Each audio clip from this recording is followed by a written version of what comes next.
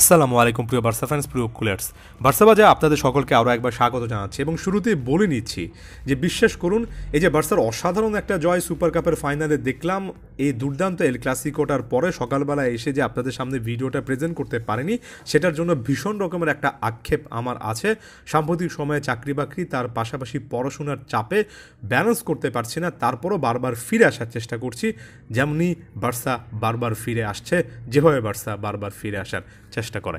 নতুন করে আসলে কোনো কিছু বলার নেই। রিয়াল মাদ্রিদ বিপক্ষে দুর্দান্ত পারফরমেন্সটা আপনি নিশ্চয়ই দেখেছেন, নিশ্চয়ই উপভোগ করেছেন একজন ট্রু কুলার হিসেবে, এবং বার্সার এই টাইপের পারফরমেন্সগুলোই কিন্তু বার্সার ওভারঅল আইডেন্টিটি, তাদের যে পরিচয় সেটা ডিফাইন করে।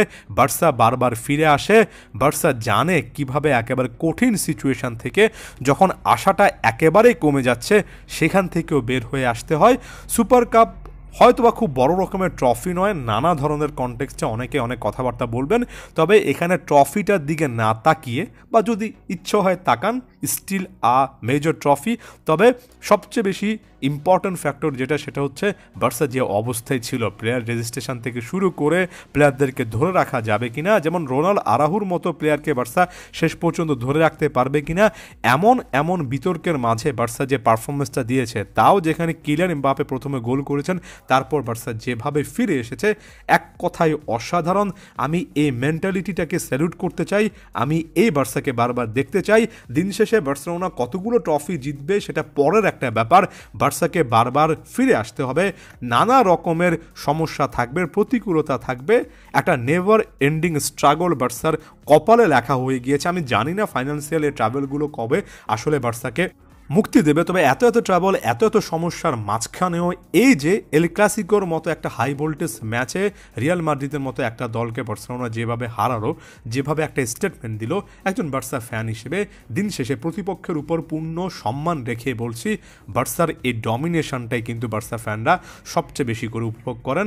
শুধুমাত্র প্রতিপক্ষকে ঘুরিয়ে দেওয়া নয়, এর পাশাপাশি একটা স্টেটমেন্ট দেওয়া একেবারে নিজের সম্পর্কে, যে আমরা এখনো শেষ হয়ে যাইনি। লেভানডফস্কির একটা গোল, একটা অ্যাসিস্ট, লামিন ইয়ামালের দুর্দান্ত একটা গোল পারফরমেন্স, মার্ক কাসাদো, গাভি, পেড্রিদের পারফরমেন্স, জুলস কুন্ডে, এমনকি বালদের পারফরমেন্স সম্পর্কে বলা যায়। তবে সবাইকে ছাপিয়ে রাফিনা জোড়া গোল, একটা অ্যাসিস্টের মাধ্যমে আরও একটা ব্রিলিয়ান্ট পারফরমেন্স দিলেন। আমি ইন ডিটেলসে যাচ্ছি না, আরও একবার বলছি, নিশ্চয়ই এটা চর্বিত চর্বণ, আপনারা অলরেডি সকল কিছু দেখে ফেলেছেন।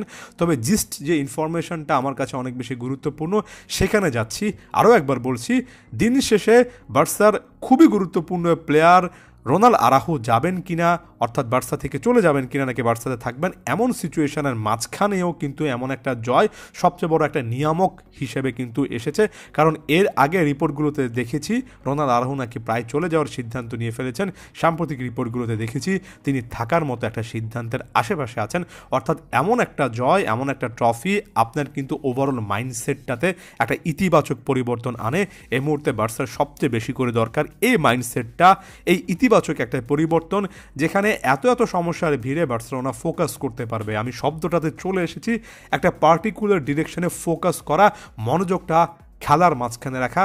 এর আগে দানি ওলমোকে কেন্দ্র করে যা হয়েছে, এগুলোর কারণে ফোকাসটা অনেকটুকু দূরে সরে যাবে, এটা একটা ভয় ছিল।